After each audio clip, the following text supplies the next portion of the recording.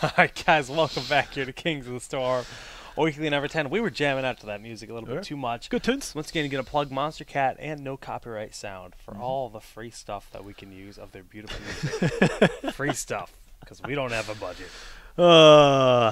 I'm Kubi. I'm Solid Jack Egg, and this is going to be the loser finals between Heroes Hype and the Bullies of the Barrel Life.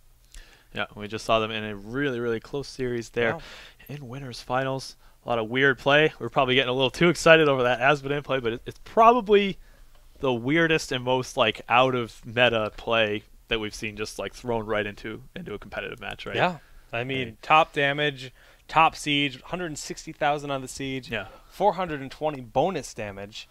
I mean that's a lot. Yeah, and then the pool on top of that. So I mean, if you had asked me 2 weeks ago, is there any chance of, Blackpool Globe Asmodee? If you had asked me this absolutely 3 not. days It's ridiculous. ago, Yeah, 3 days ago, you would have been like, ridiculous. Why would anyone do so that? But we get excited about that let's stuff. talk about why that works. Okay.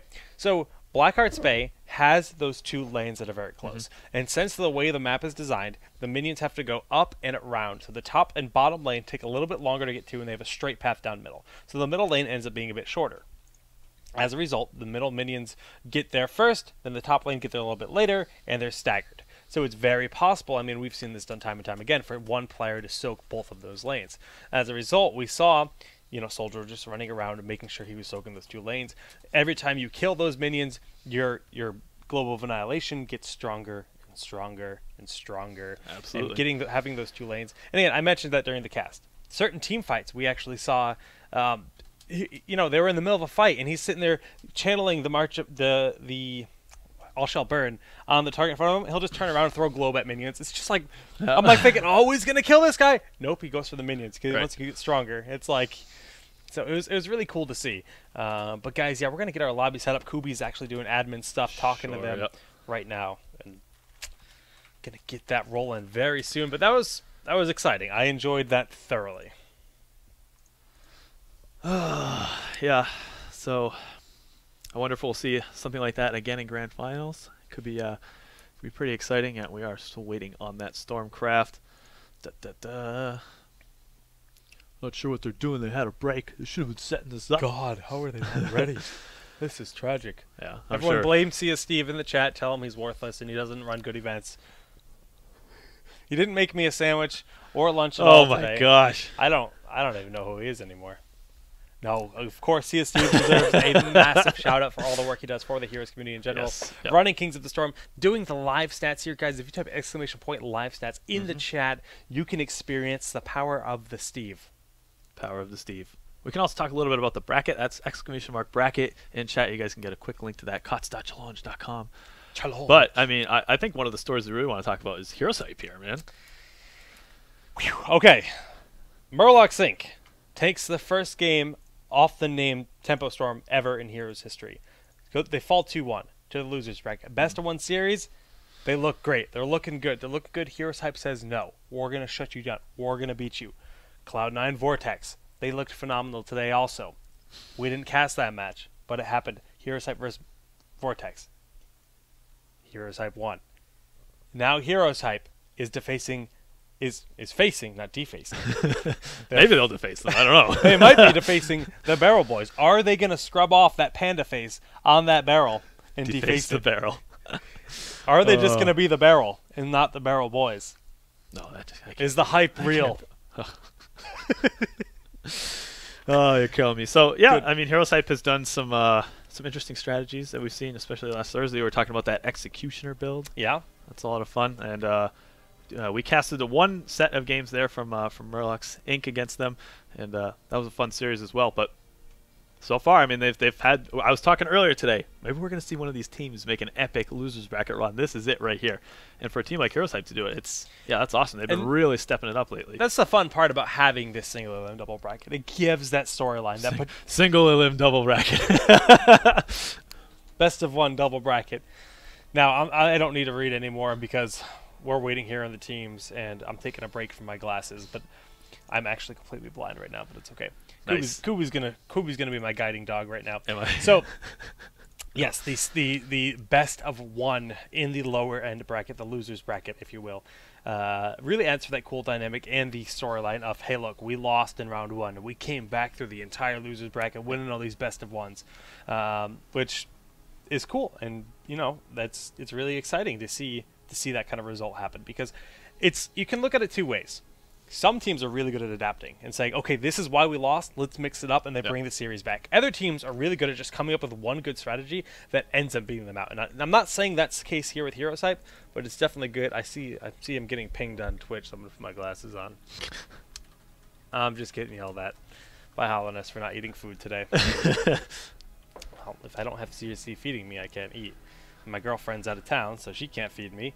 And I'm not feeding you. You're not feeding me, so I'm just going to starve. I mean, send me a mail package, please. Please, guys, mail me pictures of food, and that would be great. Now, again, we're getting ready, waiting here for the teams to be available. Speaking of traveling, Kubi's actually got to travel, so this will be your final series of the day. I think it will be, yes, unfortunately. Hold on, sorry, trying to do some admin stuff here. These guys, I don't know what they're doing. Yeah, me neither. We're actually at a loss here. I'm going to talk about my favorite kind of foods. Now, okay, Indian curry is probably the most amazing food on the planet. When it comes down to it, there's a lot of places in New York City I used to enjoy eating very much. What would you... all of a sudden, he doesn't like eating so much. We're talking about food, all right? So, all right. We're talking Indian food? Or Japanese curry or Indian curry? Go. They're asking me? I'm asking you. Well, all right, I got to be fair here. I actually haven't had that much Indian curry. I've had a lot of Japanese curry. I can't believe I'm friends with you. Okay, that's fair. Jake, you want to hop in this game? No. We got a game going. I can't do this. Okay. All right, we'll do this. Just thinking about it. The sound effect. Whew. Saturday boys, these long casts. Guys, be sure to follow us on Twitter at @TheKubi, @SolidJackEgg. Follow the Twitch channel here, of course. Follow the Kings of the Storm Twitter. You really have no idea how much that number helps us grow.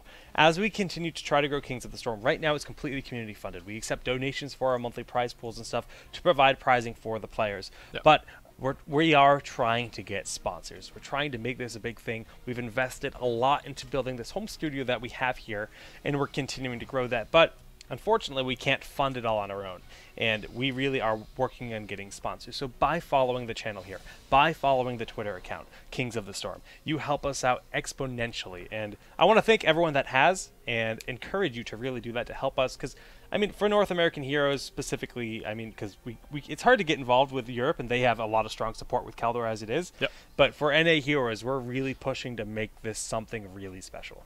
So, all right, it's up. 2081. We are on Garden of Terror. That's a terrible year, though. Ugh. Oh, why? What's wrong with that one? Just prophesizing. Just prophesizing. Garden of Terror. All right, Game of Thrones. It is here. We're getting this all ready. We'll be going in just a moment. All right, so who was it? I think that was second series that we casted today. It was Wildfire versus Barrel Boys, Garden of Terror. So I'm thinking, now of course we couldn't see the map selection process, but I'm thinking it is Barrel Boys that likes this map, and let them know that we are good to go here. And yeah, I think you're right with that, with Barrel Boys liking this map.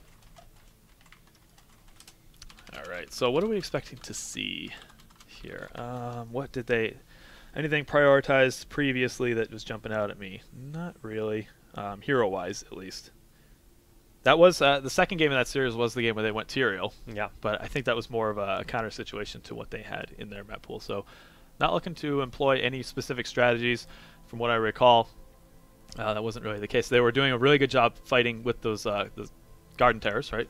When they summon them, they seem to have very nice strategy in terms of like how they deal with Terror v Terror fights and how they use the Terrors to force fights into it. When they absolutely won't engage the other team, then they'll push structures. So they looked really dominant on this map when we saw them in the Winner's Bracket today. So I'm excited. I'm really excited to see what they can do here again. And the pressure's on for Heroes Hype to prove themselves against Barrel Boys, because this is the loser finals, and Barrel Boys, you know, they made it all the Winners Bracket. They defeated tons of big name teams. Heroes Hype has proved themselves in best of ones, but this is a best of 3.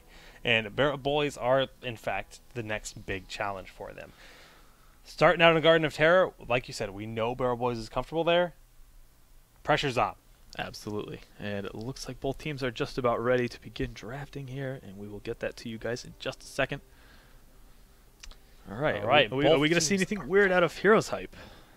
We saw Tyrande, Rhaegar. That was the composition they were before. That was kind of interesting. I'm not sure if that was something that they felt was pretty strong on that particular map, but you see an immediate Tassadar ban. Barrel Boy's ready, so we're not dealing with that. Yeah, so just Tass being banned out first. Hero Type may respond with the Stitches or Kerrigan, depending how they're feeling. McIntyre is very strong with the Kerrigan, so the respect ban could totally be there. Sure, yeah, Hero Type's got to know that too. Oh, I'm sure. Yeah, they are well aware, guaranteed. Does that give them Zeratul though? I mean, they're in a position where Mac might end up getting, he's going to get one of the two heroes that he prefers if Barrel Boys chooses to prioritize that and pick that hero up pretty early. It's a great point. And it's they're thinking about it 1 second, then they're down to their bonus pool of time. Looking at that bonus pool ticking down now for this first ban. Heroes Hype is, they are in full-on serious mode, chatting this one out. Yeah, absolutely.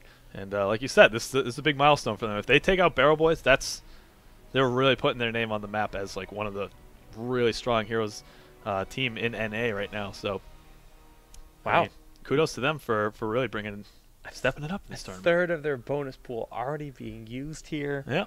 Whew. Are they even there? Are they even there? I would hope so. They hit ready. All right. There's going to be Vala. Wow. That's not at all what any of us would have guessed. Vala? That's very uncommon. Absolutely is. I mean, Vala is a hero where you're very commonly to be picked up, and I think it's still sitting at that 100% pick rate, but we're in a situation where, with Vala, she's not really making or breaking any team comps. It's just sort of like amplifying it, right? Like she has good AoE damage. She has like the capability to get stuns, but I think there's nothing about Vala where you look at it and you're like, we need to stop that.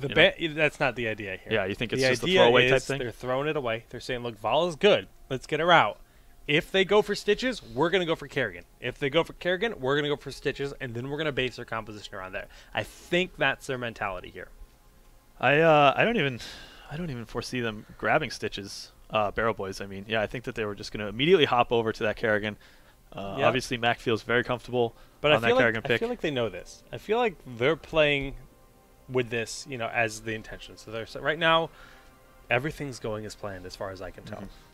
Now, the one game that we casted for Heroes Hype earlier against Murlocs Inc., they had the opportunity to grab Stitch's first pick, and they didn't. Yeah, true. They picked him up a little bit later in that second and third pick, and they also did go first pick, first ban in that series. So, I mean, they may not even grab Stitches here. I think you're right, though. That was they did force that situation. Yeah, and they go into Zebo, and I mean, it depends on what they want to build their comp around, right? Do they want to focus heavily on getting that Ravenous Spirit some value? We have seen a lot of teams absolutely prioritize Nazebo, but not necessarily build around him. He's just sort of a complement. Like, yeah, if something that you have to think about during fights, but we're not really having a super heavy lockdown comp that we can guarantee that Nazebo will get a ton of value out of that Ravenous. I think it'll be Tychus. I think they just want to take Tychus is a very good pick. Big boy damage. Just get that extra damage in there. Like you said, at this point, Stitches doesn't really make or break a comp. He can if you can get the Stitches. There's a lot of synergy you can get with Stitches, but it's. I feel like okay, they go for Arthas. Arthas, not at all what I was expecting. Yeah. We'll have to see what the rest of their comp looks like to see why they wanted to make sure that they locked him down. I mean, on some levels it works as a nice denial play for Barrel Boys, obviously, because that Arthas Kerrigan combo can be very nasty, and they wanted to make sure that they got rid of that quite early. But let's see what has Barrel Boys been sort of pairing Kerrigan with. I mean, they left Tychus on the board, so why not grab him, right, for that extra damage? Yeah, no, for sure. Now, of course, Tychus, there he is. That was a very easy pick, and they can go for a tank. Now, if they want to pick up Stitches, they're probably going to do it now. But at the same time, you can see Arthas on the other side. I don't see him getting Stitches. The thing is if Heroes Hype wants to do something cheeky next turn, they could actually go for a double tank with Rhaegar. Like, that's not actually out of the question. It being Arthas Stitches? Arthas Stitch's Rhaegar is entirely possible. They go for the Void Prisons. They're going for the mega control over the battlefield. They got Zeratul. I mean, I think that will probably be Fan on Zeratul there, and Kerrigan will be played by Mac. Okay, I think they need to pick up Right Wing as their support at this point. Just try to get that extra control just to either Emerald push Wind, Kerrigan out or just to try Emerald. to deal with that Void Prison, with the Emerald Wind. I think that's absolutely a solid pickup. It's a good call. And Hammer would fit very well as also. So I think Hammer Brightwing is personally what I'm feeling, but they could have an entirely different take on this. Emerald Wind also synergizes very well with the Ravenous Spirit. It's a disengage in general. And I think it's a great playstyle. You can get the cleanse and get the Emerald Wind. Yes, you're lacking in the heal, so maybe you want to pick up something like a Tyrande to go with that. There's a lot of options on the board. As the hero pool continues to grow, it's cool because the meta is evolving at such a rapid pace. It's really a treat to see this week to week. Yeah, absolutely. Okay, so there it is. You called it. That Stitches play. And all right. I'm going to be honest with you. I don't even think Barrel Boys want Stitches at all. I don't think they had any intention to grab them in the first place. So this is the we're not going to die style. Rhaegar should be the next pick here. Yeah, I think that makes a lot of sense. They'll have a lot of control. They'll have a lot of staying power with those tanks in the team fights. And they go for they could still no double healer, double warrior would be pretty silly. It would be silly, but Brightwing will do fine in this. Yep. I was mentioning why she makes a lot of sense, so I'm not going to revisit that. But it's cool to see the double big tank because we've seen it before, and it has had a fair amount of success, but it's not a common thing. Yeah, I think Uther is absolutely a solid pickup here, especially when you consider that you have that Void Prison into Divine Storm. That can provide quite a bit of control for those team fights. And then, honestly, you can go for Muradin, you can go for ETC. I think either of those pickups would be perfectly fine in this case. Yeah, we're going to, both those tanks, like you said, work very well. And they go for Muradin. So they need a support, and Uther is still on the table. Yeah, I think it's going to be Uther. He makes the most sense, especially with a Kerrigan. Malf, we've seen it in the past. We saw it earlier today at a Temple Storm. They dropped a game. They didn't have the kind of burst of sustain that you typically want to have for that Kerrigan player because Kerrigan became a priority target. Glowering just kept getting blown up time and time again. Protective Shield could have been picked up to help that. We didn't see that, but when you have Uther on the board, he's just kind of magical. Yeah, magical. Providing that additional control, he has a lot of stuns in his kit. Decent amount of burst heal. His numbers usually aren't quite as high as some of the other teams as well, but yeah, there it is. That's the Uther pick up. And I can only imagine that Heroes Hype is going to grab some damage. We know that they have solid hammer play. I'm guessing that would probably be Hawkfu that would be on hammer there. And hammers, yeah. Especially on Garden of Terror, there's a lot of potential to throw hammer there. They're going to be looking for some damage, so I don't know about their Thrall. Would you want to go Thrall? I don't think so. Mainly because you're going to give Kerrigan too much value. I think they need to go for a range. Yeah, hammer. Yeah, and it's going to be hammer. Yeah, it's got to be. It had to be ranged. And I mentioned hammer a little bit earlier. I think this is actually a strong comp for Heroes Hype. The double tank in the front line with these two big, massive powerhouses in the back line that are going to be incredibly hard to get for. Putrid Bile should be the pickup here, not Gorge, excuse me. Army of the Dead and Emerald Wind or Blink Hill will work out. Depends on how they want to play it out. Yeah. I like Emerald Wind, but they might decide that they have the bigger front line, so they don't even go for it. Yeah, they're going to have a lot of control. They're going to be able to bully quite a bit, and the question comes: do they have enough burst damage to deal with, to out damage basically what Uther can heal? So. Yeah.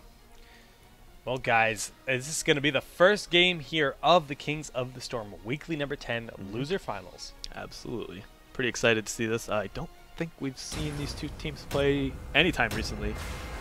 Of course, they're both in the ESL Major League, so they will play at some point during that, as it is a round-robin league.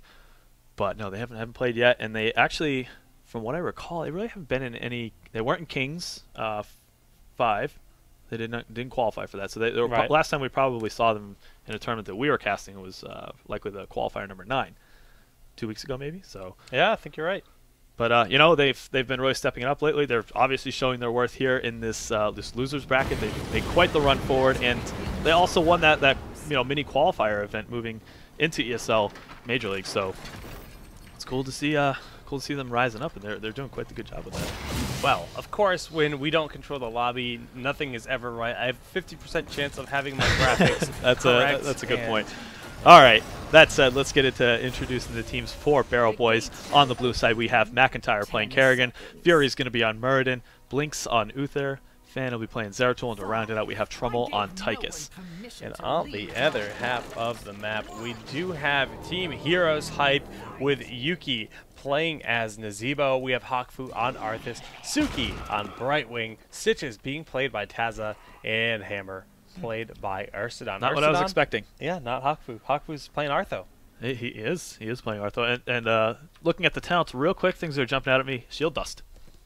Pixie Life. That is the triple block here on the Pixie Dust. Yep. The Shield Dust. No Bribe. I think Bribe's very strong in this map, so it's surprising to hear that. Be curious to hear his reasoning for it. Perhaps they have a... It's a very sustain-heavy style.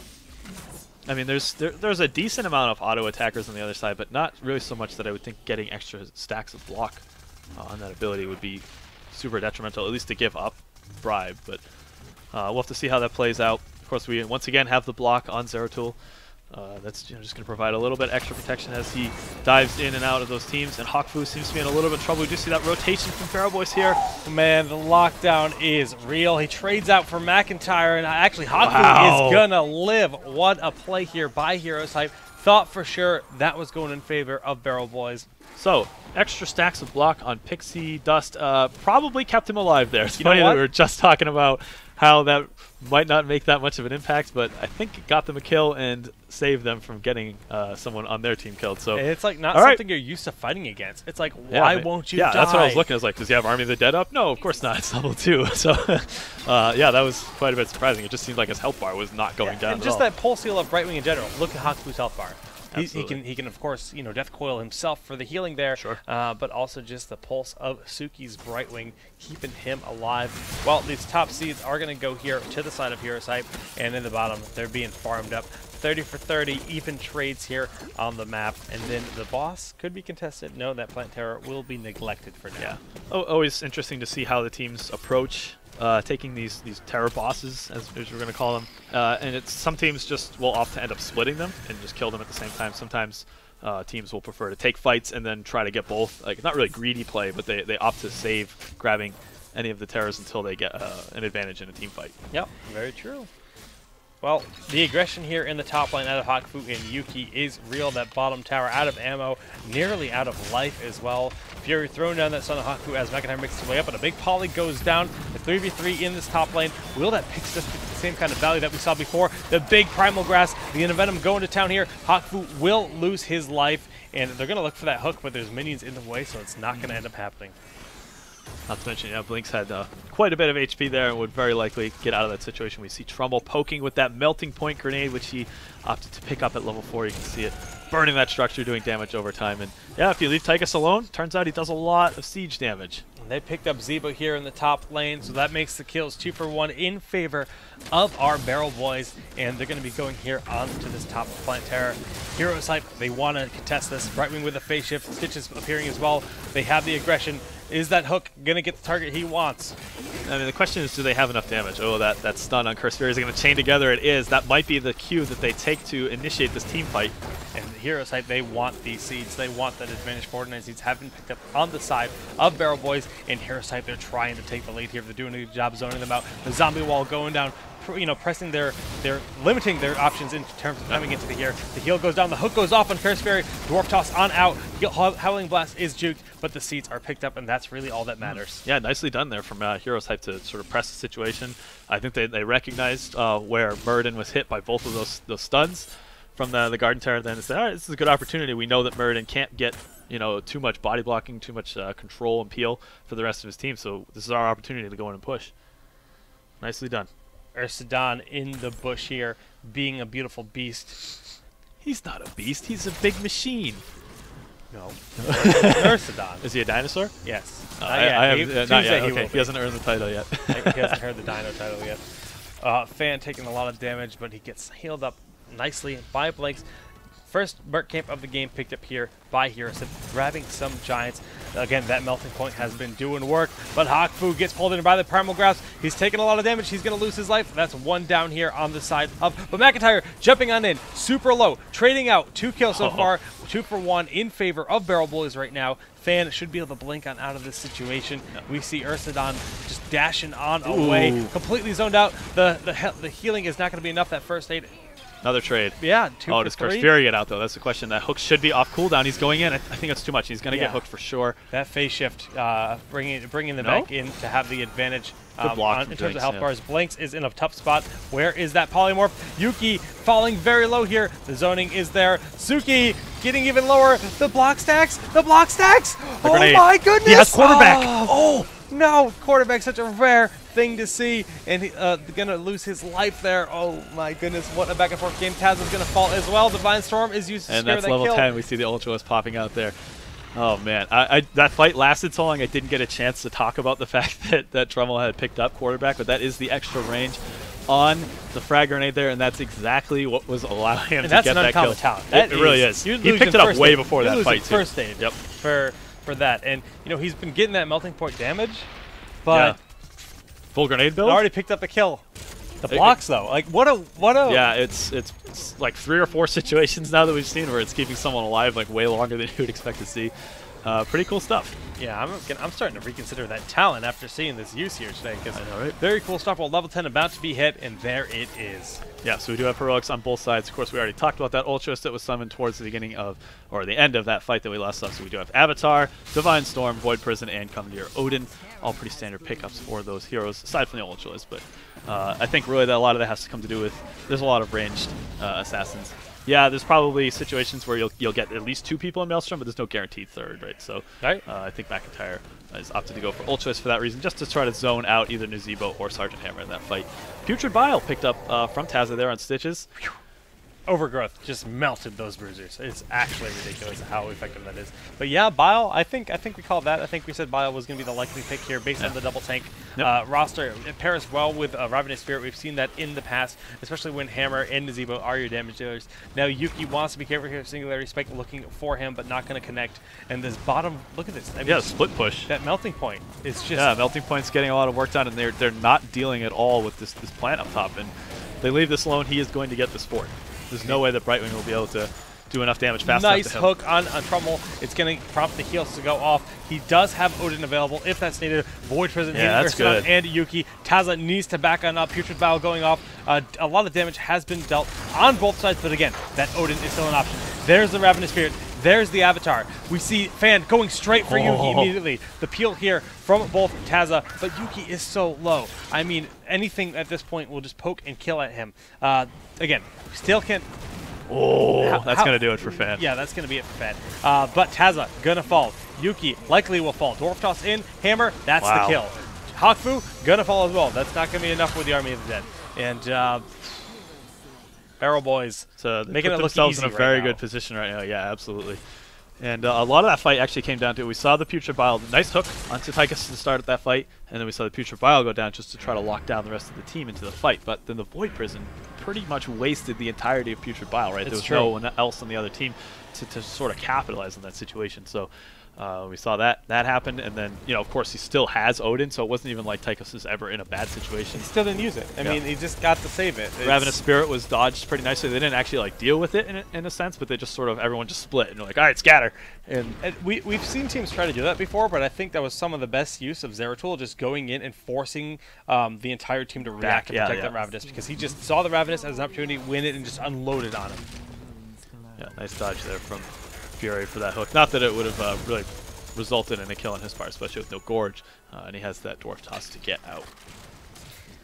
Well, that quarterback looks really good in this game, just throwing grenades from far, far away. We've got double rewind, Kerrigan Murd, and that makes the stunned city so powerful. Oh my We're going to see it right here. Tazza gets blown up. That VP completely zoning him out. The Odin is popped, and here comes the damage unloading onto them, but the Emerald win for that disengage that we mentioned earlier. I like the jump onto Stitches there. It worked really well. I don't know about... Yeah, the Void Person was nice just to make sure that he couldn't really get out of the fight, but why pop the Odin? I don't think that was a situation where they were really going to be able to secure any kills, especially when you have Brightwing there with the Emerald Win. So, unfortunately, I mean, Barrel Boys is still pretty far ahead in this situation. I think that they probably could have saved that. And perhaps that's, I mean, if Heroes Hype recognizes that situation where a lot of their heroics are down, maybe they will get aggressive here as, you know, take this opportunity as their chance to get back in, take a favorable team fight. Well, we can see them posturing here. The aggression is coming out. McIntyre in the front line. The Howling Blast, though, was on point out of Hakfu. Is it enough, though? He's popping Army of the Dead. He's going to try to stay alive. Wow. McIntyre gets blown up very quickly, and this is going to be them turning around. They have that army. Arthas has so much sustain available, and if they can get a hook, any kind of lockdown, and Blinks is actually just sprinting for safety. Sure. Yeah, I think that Barrel Boys definitely recognize that situation. Like, oh, okay, we have no heroics to sort of combat this, and we need to get out of here fast. It was good on Heroes Hype to recognize the situation. They did a very nice job eliminating Kerrigan very quickly. It's just unfortunate that they weren't able to get a hook or something to continue to press the advantage. Right. Well, during all of that, enough seeds were picked up for Heroes Hype to get their first plant tower of the game. But in the meantime, Barrel Boys are farming up this top plant tower, and that will get them a Guardian Tower. Yep. So we're going to see the terror battles once again. And I mean, we know that Barrel Boys are very good at that type of fight. They're good at sort of, you know, pulling the enemy Guardian Terror forward, really trying to get a lot of damage onto it to try to get the duration of it out faster than theirs was. But we actually haven't really seen Heroes Hype. We're not sure. Maybe they're really good at dealing with those types of fights. Yeah, it's going to be fun to see how they can do in the terror battles because, like you mentioned, Barrel Boys they're pretty good at it. They're pretty okay when it comes to these terror battles. Rock'em Sock'em Terrors will be commencing momentarily. This terror in the front, Haku doesn't want to take too much damage. A big part of it is bursting down the enemy terror and sustaining your own terror. Now, Primal Grasp, we'll see that time and time again. Use to pull in the enemy terror when possible. You see the Arthas going on in. And the quarterback, I mean, he misses with it, but that's actually, I think that's actually part of it. Using the quarterback with the melting point on the terror from a distance, that actually makes a lot of sense. Sort of poke at it, just be really annoying. But in the meantime, we have Hammer as well, so it goes both ways here. McIntyre actually falling much more quickly. This is huge. What can they do? Set up Emerald Wind is going to be needed pretty much instantly. Yuki popping that Emerald Wind to disengage, but loses his life because the focus was so real out of Barrel Boys. It was really good. Yeah, we see Curse Fairies jumping in on Tazza there. And yeah, a lot of damage being done. Hakfu and McIntyre both very low in the terrors. It looks like McIntyre's will fall just before Hakfu's. Hakfu needs to pop Army of the Dead instantly. Tazza's going to fall very quickly here. And there's, I mean, the burst is just too real. Ursidon, that beautiful dinosaur creature, running away. And he's not going to be enough to defend this. It's 4 for none in that fight. Yeah, I thought that Heroes Hype did a pretty nice job starting out that fight, especially how much damage they were applying to Barrel Boys' Garden Terror, right? They had it down probably half HP before theirs even took any damage at all. So like, oh wow, okay, they're actually putting the pressure on here, and they're going to eliminate it early. But that Void Prison that went down, doing a lot of isolation, and then they blew up Brightwing immediately as soon as she popped out of it. She did get the Emerald Wind off, but they lost their healer almost immediately. And if Emerald Wind doesn't save you, what is? Nothing. Yeah. I mean, nothing. That's what they needed for the disengage, and yeah, like you said, they worked around it, and they were still able to get that burst damage in. So nicely played from Barrel Boys there, and Barrel Boys now find themselves at an 18 to just about 16, 2-level lead. Right now, they have that level 16 talent advantage over them, but I mean, pretty soon, Heroes Hype will catch up in that regard. And looking at the talents, I mean, we see the double relentless, see the double rewind. Both teams really just going for double rewind, honestly. What do you think about rewind on Nazebo? It's not really the most common talent. It's not chosen too often. I can understand why they do it. I think it's really just to get more damage output in their fights. You got to consider they do have double warrior, right? So yeah, double zombie wall is pretty good too. And it's a lot of peel. Right, so Arthas and Stitches, especially considering Putrid Bile, it's a lot of peel. And Suki's pops out of position, perhaps. Yeah, he is in a bad spot. I believe he actually cleansed himself there to sustain that. Now, a lot of damage going off across the board. That Ultralisk is getting very low. It does fall here. Trummel in the front line, getting battered on right now. Dashes forward, trying to get out that Ravenous Spirit, trying to pick up the kill. Will it be enough, though? Suki in the back line took so much damage from Fan Zeratul. That Ravenous still doing some work. Yep. No one has died yet. Yeah, absolutely. It's crazy. A typical Barrel Boys fight, I guess. It's a situation where both teams are really poking at each other and no kills yet. Oh, a nice hook there onto Fan. It's going to be enough to pick up that kill. Hakfu in the front line doesn't have any more ghouls. He's going to fall here. Tazza gets that bite. Gets that his minefield. Yeah, that minefield is actually proven to be a pretty big problem. Knocking Blinks back. The hook. Blinks should die. No. He throws out the wave. It's not going to be enough. Ursidon boosting away like a beautiful creature. He's going to survive as well. Yeah, this minefield is really doing a lot of work. It's almost impossible for Barrel Boys to try to move in and try and clean up the rest of those kills that are potential there. But yeah, actually, I gotta say, Heroes Hype did a nice job sort of evening out the rest of that fight. It looked pretty bad from the start there, but they did a good job. And we're right now in a position where the teams with map control are gonna, even though it was an even split, it seems as though Heroes Hype backed up because they didn't feel super confident with the amount of HP they had. And now we're seeing Barrel Boys collect all those auxiliary camps for the seeds, and that's going to give them quite a bit of leverage in terms of, like, do they have to take one of the bosses to get a terror for themselves? No, not quite. They can take, like, part of one, and there's no risks on their part. Well, Night Phase has begun. We can see that Barrel Boys have it nearly enough for their next Plant Terror. They're going to be getting these bruisers right here, right quick, and then they should be focusing on this bottom Plant Terror. Heroes Hype, they're getting this top Terror. It will put them 1 seed short of a Garden Terror. Yeah, which means, I mean, we're going to see Barrel Boys in a situation where they know that that's the case, right? And they can sort of force the hand of Heroes Hype because they know they're going to try to rotate down, get aggressive, and try to kill that. If they don't outright deny the seeds, that would be pretty tragic, I suppose, for Heroes Hype in this situation. That might be the case. Oh, 99. That's going to be frustrating. Yeah, there's no way they can get there in time. And that is just, yeah, that hurts. All right, so what do you do as Heroes Hype in this situation? There's a lot of map control for Barrel Boys moving down there. They do have this camp pushing down bottom, so they have to back up and clean this up. They're going to take their giants, but where do you move forward from here? You're going to have you have to defend. You have to defend. Of course, but I mean, like, what's the best way do you think to approach that team fight with that terror just barreling down your mid lane and they're going for that keep? Like, don't get void prisoned. Don't get void prisoned. It's tough to say. They just have to defend this the best they can. Grabbing that one Merc camp before the Plant Terror spawns. Yeah, that helps. I mean, that was a nice small play. It's going to make a bit of a difference in that bottom lane since the Plant Terror is going mid, so their bottom lane will remain nicely pushed. They can see where the Plant Terror is on their map. They can see this big blue icon down here walking towards them, and they're well away. Big hooks on in, putting that Terror out of position. That's what they're looking for. They miss it. 1 down. That signals McIntyre to walk on in and do as much damage as he possibly can. But poking and prodding at that Terror is key right here. Yeah, and they have those giants pushing with it as well. That's going to really force Heroes Hype to try to get aggressive, at least to nullify this amount of damage. And it looks as though McIntyre is going to rotate down to the bottom lane. I mean, just at the very least put that plant there. Yeah, right? They got that keep so quickly. I mean, why say? Let's go to the next one. They know that they can't push the core versus 5 members. Just get all this experience. Look how quick that fell. I mean, Melting Point and Overgrowth alone are just melting things. That hook is what you need. They don't really have the follow-up. They need the Howling Blast. They need to pull it into a minefield or something. Zombie Wall to keep it kind of, away from the rest of the team, and they do a lot of damage. Almost enough here. A few more, one or two more Napalm Strikes will put it just about towards death, but Napalm Strike not actually connecting there. Terror moving forward, throwing down Overgrowth once again, and it is very low in health. 20 seconds remain on it. Yeah, absolutely. And we're probably just going to see them back up, maybe poke a little bit, just to try to keep the creep waves pushed a little bit forward. But they did a lot of work. Taking that one keep it's going to apply continuous pressure down that middle lane, of course, with the catapults always spawning. And Tazza seems to caught himself a little bit out of position. Yeah, the jump in there by Kerrigan is there, but the self-heal is magically there. And the Emerald Wind actually helping Peel quite a bit. Tazza uses Spiritual Bow to run on back.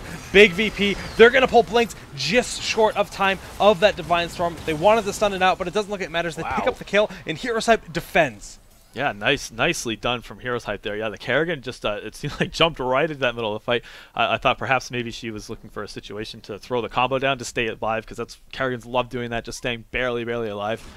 Because of the way that the trait works. And of course, you're getting shields every time you throw down abilities, especially on groups of people. But not the case. Kerrigan dies really fast, and Heroes Hype does a good job keeping Tazza alive so that he can continue to provide peel and just control over the rest of the fight. I gotta give Tazza some props for the attempt to hook that Divine Storm too. He was just a bit late, but either way, it secured Arthas's death. So that was like a really cool idea, because Divine Storm is like, that combo with the Divine Storm and the VP is terrifying. Yeah. Absolutely, yeah. And we just see the Heroes Hype. They're backing up right now. They do have the hero advantage on the map, so why not take map control getting these camps? And the seeds are going to be popping up in 4 seconds here, so they might be able to continue to ride that through. Before we see any more fights happen, let's talk about some of those level 20 talents that popped up in that last fight. course, we see Fan just scouting out a little bit. We do have 2 Bolt of the Storms, 1 for Kerrigan, and of course Reserve will just provide that extra mobility, unstoppable force on Muradin, giving him that extra duration on his heroic, extra range on that Divine Storm, Divine Hurricane, and the big red button for that extra AoE damage.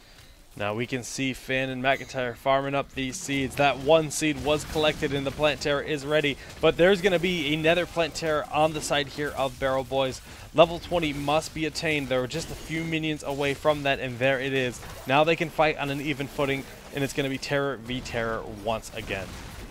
Yeah, this puts Heroes Hype, I want to say, a little bit on the back foot. Of course, it's dicey. If they go into this, you know, Terror v Terror fight and they lose people, it hits pretty hard now. We're past 20-minute mark, right? Yep. We're looking at, you know, almost 1,000 per hit, right, onto the core or whatever structures it's hitting. So, yeah, you can't ignore that. In a situation, even if they lose 1 hero and they still have to play very defensively with that Terror, they could lose the game. So they have to play very cautiously. I don't expect to see them at all pushing forward. Even a situation where their Terror marches too far across the map, that could open up the situation where they get backdoored, right? So they have to be very careful of Heroes Hype. I can't stress that enough. Well, they're going to throw the 1 Overgrowth here to clean up those mercs in the top lane. A nice use of the Terror's power. And they'll be meeting them in the middle of the map, or the bottom of the map, rather, because we can see all 5 members marching down here. They know that Keep is at half health, and they want to blow it up. Yep, absolutely. Hopefully before this fight happens, we can talk about level 20. No, I don't think we're going to have a chance here. We see the Rock'em Sock'em Terrors here already duking it out. We do see the hook onto Curse Fury, but that's not the target he wants to grab. Is that you can see that Dwarf Toss is it's going to get him out of that sticky situation very quickly. Hakfu taking a chunk of damage here, not what he wants to do. Suki being very passive in the back, just kind of throwing a few abilities out there here and there. Again, the hook looking but not connecting. Fan is looking at Urstodon, doing some damage with those Singularity Spikes, and you know Brightwing is going to get in position to heal them up.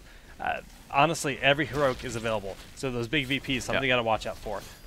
Real quick, I can just tell you that we did see the upgrades for both Army of the Dead and Putrid Bile. All I can say is that points to a lot more sustain. We see healing for Stitches now, and he gets extra ghouls, so that it's going to be so hard to kill those warriors in this fight. How do you engage that with the minefield? That's I mean, that's part of the power of Hammer, right? She's got that ridiculous range to zone out with that Napalm Strike. Yeah, and Hakfu gets pulled in once again. The Terrors are about even or so on health, so I will say Heroes Hype is doing a nice job defending here, not overextending at all. I like the response when the Primal Grasp goes in by the hook just being sent out and it got cleansed. The hook actually would have hit Kerrigan there. There's a really nice cleanse. That hook, of course, was whiffed, and it's just really nice. They throw the Overgrowth down, gets blown up instantly, just doing a little bit of damage to the structures. The well actually will almost fall to another one like that. And they're rotating to this top lane to try to put some aggression on. They're going to try to find Heroes Hype out of position here, and both Terrors are going to dissipate. They are both down now. That was a pretty good defense from Heroes Hype there. They basically just needed to stall out. So we're going to use our Terror here just to make sure that we don't lose. That's a McIntyre is forced to bolt out, so Bolt will be on cooldown either way. It's nice, and they're just going to back on out of here. Yeah, no sense to get too aggressive over that brush there. Of course, they can't see through that, so they're not really quite sure what they're going to be walking into. Risky situation that they don't really need to put themselves in at this time. Looks like they're contemplating on what they actually want to do. This top giant camp going to be picked up here, and it looks like Heroes Hype wants to put the pressure on this top 4, which is pretty much full health, surprisingly. Yep, absolutely. We see that extra range on that. The quarterback for the grenade. Oh really no! Good. He gets pulled on in. Trumbull gets hit with the poison, and the heal comes out from Uther. They're still looking to put the pressure on. That fort does fall. Tazza gets hit in by that grenade. The combo coming out here. Putrid Bile, his goes down. The heal is there, and very clutch as the last possible second. The self heal of Stitches, very good. But in the back line, Fury is just going to town on Suki. They need to turn around. This fight is kind of everywhere right now. Fan has taken a lot of damage, but dealt a lot himself. We can see that Suki and Tazza are getting healed up rather quickly. Hakfu used Army of the Dead State line. Ravenous and Emerald Wind are still available. There's the Ravenous, but it gets hit by the Divine Hurricane, stopping that out. In this VP, this does not look good for Heroes Hype. Yeah, and that Odin coming down with the bolt! The bolt just was there. Super clutch, yes. We need a polymorph. There it is. The Emerald Wind securing that kill. Suki and Yuki both living. Do they clutch this out? No. Suki falls. Yuki going to fall to Kerrigan, and it looks like Fan is going to get traded out as well as Uther. I mean, that's 3 for 2. 3 for 3. Everyone is dying. Tazza fighting Trumbull. Trumbull in the Odin. You can't fight that. Does he have a heal? The Uther Ghost changing the tides of this battle a little bit here. And Trumbull Ursadon. Oh, the juke. Not quite. He's got the shielding on himself. Ursadon. I don't think he has What's his the timer on the thrusters up. thrust? 9 seconds. He could be overextending her. Oh, Oh my god, back what in- a shot! Oh, super nice there from Ursadon. He was able to pick up this, clean up the rest of the team fight for a 4v4 situation where both of the last remaining heroes are super low. There is that giant camp pushing the top lane that could be applying a bit of pressure. I think we're going to see Ursadon back up. No, he He's only just has gonna get 12 enough more seeds. seeds. Yeah, he absolutely has to get these seeds. Super important.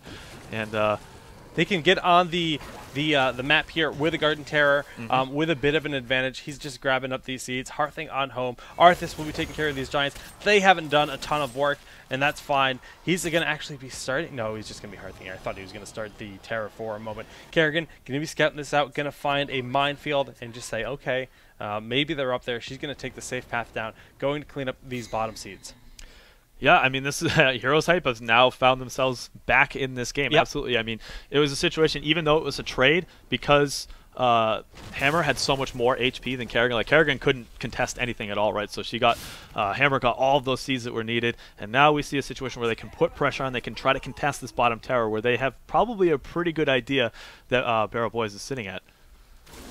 Well, these 15 seeds are picked up, but that's not quite enough. They still need 25 for another Terror. Looks like they know that the rotation is coming in the bottom. They can see that on the map, this big Terror. So they're opting to go for the top Terror, and it looks like they're not going for it. They're going for the keep. Wow, okay, that's a pretty bold move, I would say, at this point, especially since they're pretty much giving up the tower. Are they just going to sit there? They're going for core. They're going for it, yeah, and you have to consider, of course, the Garden Terror can't hearth back. No, it has to run. You can disengage it. They might be able to do this. It's over. It's going to be too quick. We're 26 minutes into the game. There is so much power. The Void VP Prison to lock them into their base. There is no chance. GG. Barrel Boys with the decisive call here at the end of the game. Wow. What a game that was. That wasn't even in the realm of possibility of things that I was thinking of. Like, what are they trying to go up and take the keep? Why would they? That doesn't make any sense. Yeah, absolutely. You have to be so careful. And it's funny. I actually stressed that in the last Terror fight, right? I was like, they can't extend too far because if they go out too far, they could get backdoored, right? Because the Terror can't hearth back. So you always have to be careful when those keeps are exposed. If you take that Terror and the enemy's staying mobile, you don't know where they are on the map. You actually just have to back up. You know what Uncle Bet said? With great power comes great immobility. Guys, we're going to go for a quick commercial break, getting ready for game number 2 yet, now that I've slain Kubi with my terrible joke.